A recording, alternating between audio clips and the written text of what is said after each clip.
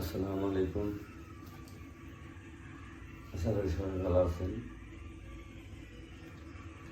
আমি ছোট্ট মানুষ, আপনাদের মাঝে ছোটো ছোটো কিছু আমল দিই যেন আপনাদের উপকৃত হয়।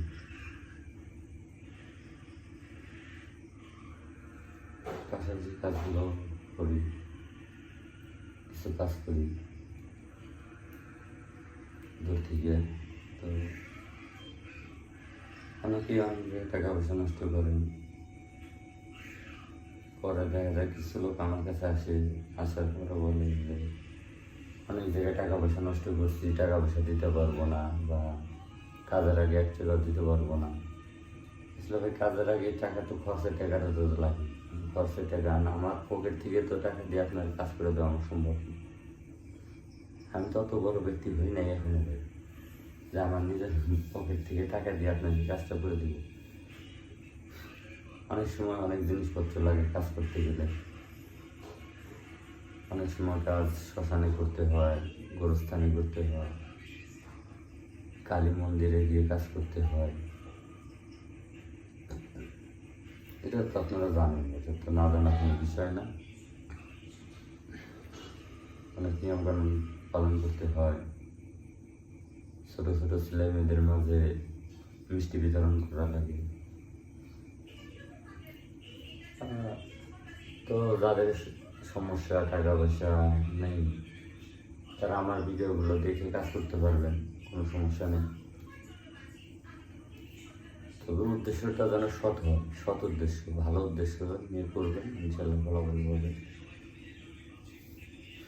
কোথাও কোনো বুঝতে সমস্যা হলে আপনি আমাকে যোগাযোগ করবেন, আমি আপনাকে বলে দেব, সেই অনুযায়ী কাজ করবেন।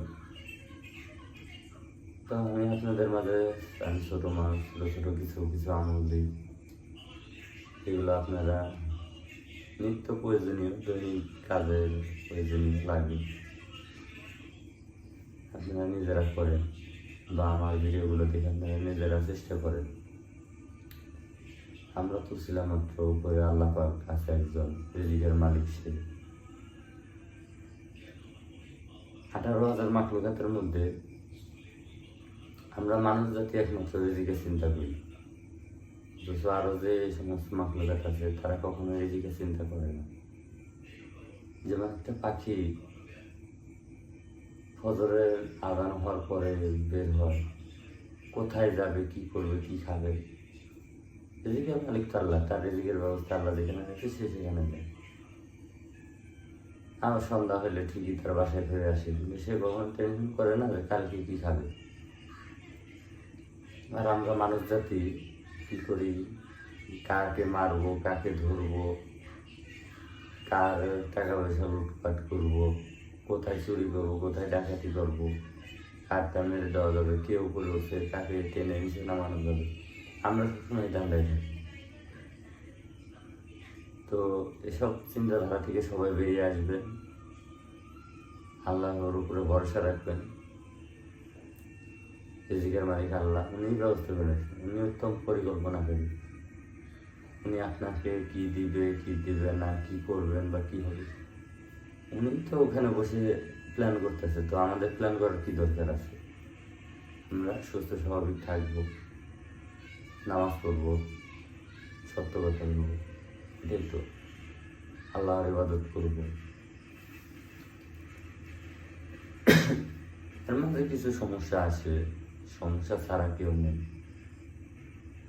সবখানে সমস্যা কম বেশি থাকবেই, সমস্যা নেই সব।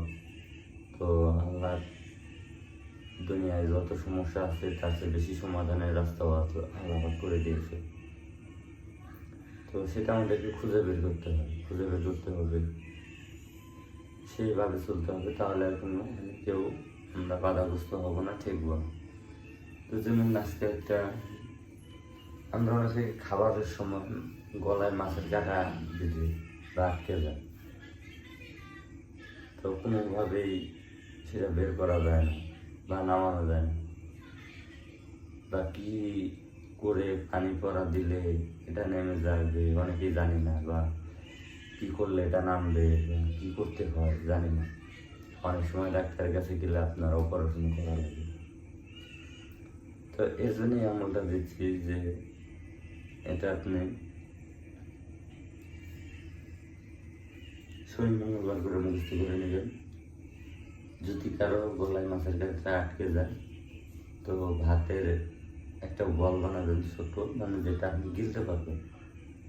বল বানানোর পরে যে মন্ত্রটা দিব, মন্ত্রটা একদমে 3 বার পাঠ করে ওটার উপরে ফুঁক দিবেন।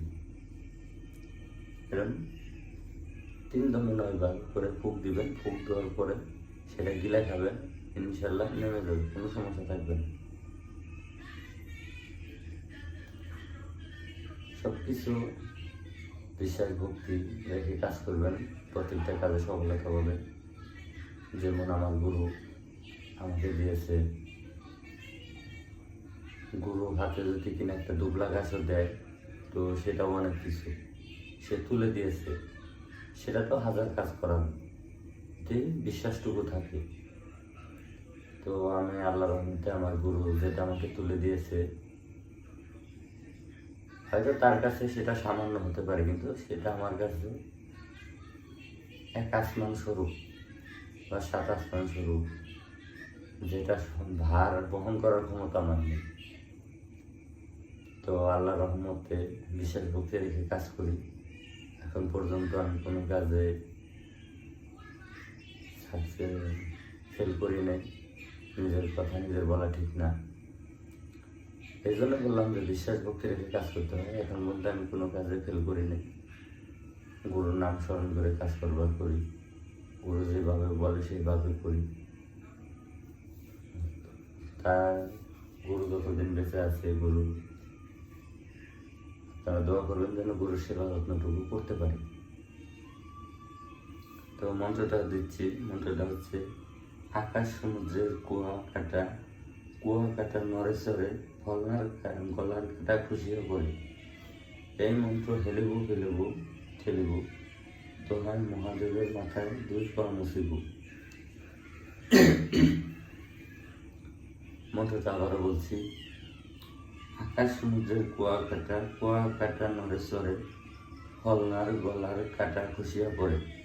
এই মন্ত্র হেলিব ঠেলিব দোহাই মহাদেবের মাথায় 2 পা মুছিব। আকাশ সমুদ্রের কুয়া কাটা নড়েচড়ে ফলনার গলার কাটা খুশিয়া পড়ে। ফলনার এখানে যার গলায় কাটা আছে তার নাম বলতে হবে। যদি ধরেন আমি সজীব, তো কুয়া কাটা নড়েচড়ে সজীবের গলার কাটা খুশিয়া পড়ে। এই মন্ত্র হেলিব ঠেলিব দোহাই মহাদেবের মাথায় 2 পা মুছিব। মন্ত্রটা শনিবার মঙ্গলবার মুখস্থ করে নেবেন। মোমবাতি আগরবাতি জ্বালিয়ে একসাথে রেজাল্ট পাবেন। ধন্যবাদ।